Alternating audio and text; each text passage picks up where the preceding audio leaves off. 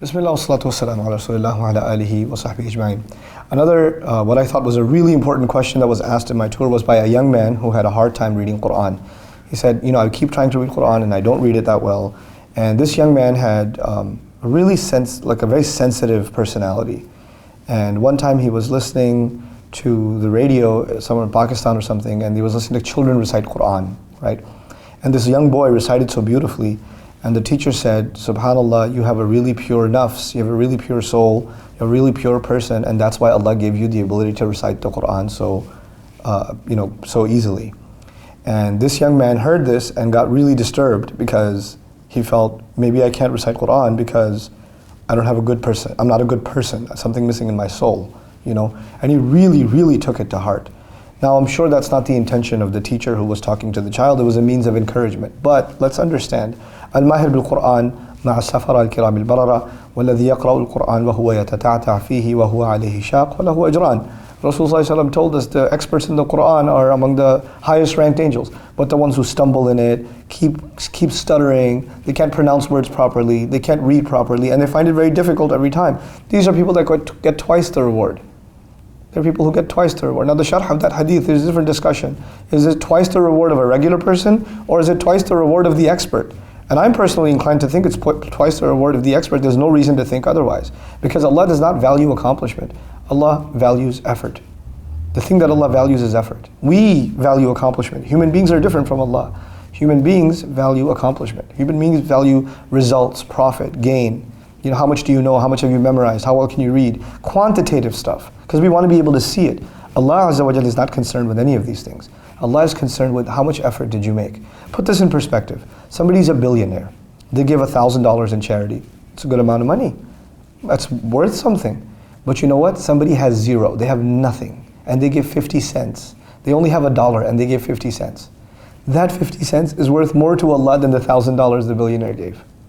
It's not about the quantity to Allah, it is about the quality. The same thing with the effort. You can't recite Quran, you're not a bad person. The fact that you're trying to recite the Quran, the fact that you're struggling through every single letter and going through it, that struggle Allah put you in. Had Allah wanted, He could have made it easier for you. Had Allah wanted, Musa alayhi salam would not have a stutter. Had Allah wanted, Fir'aun would never had a reason to say, وَلَا يَكَادُ يُبِينَ. He can't even talk clearly almost. People have disabilities or challenges or difficulties in life. Some people have a physical disability. Some people have, a psychological disability, a challenge in their lives.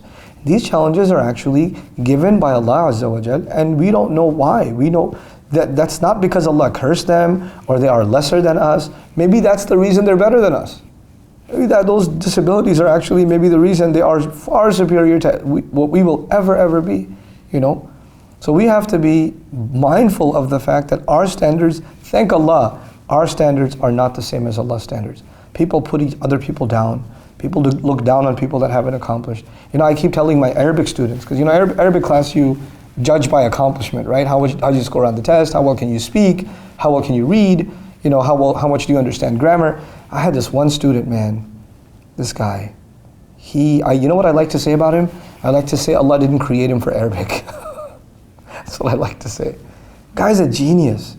He's so smart in his profession. He's so smart at work. He's so smart and anything he touches turns to gold. Guy's a genius. When it came to Arabic, homeboy could not get past a 30 on a test. Just couldn't do it. And this guy, he literally studied more than any other student I've ever met. More than any other student.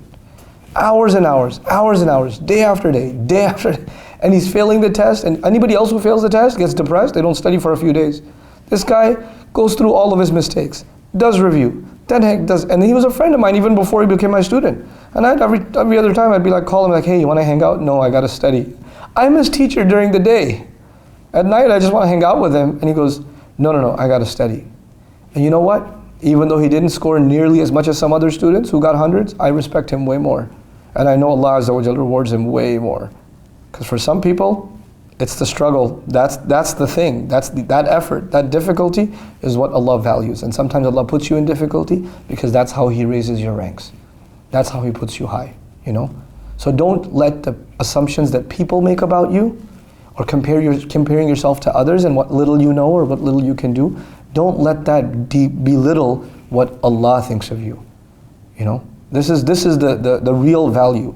You know, inna akramakum indallahi atqakum. The most noble of you are the ones that have the most taqwa. Taqwa will never be known by another person. It'll just never be known.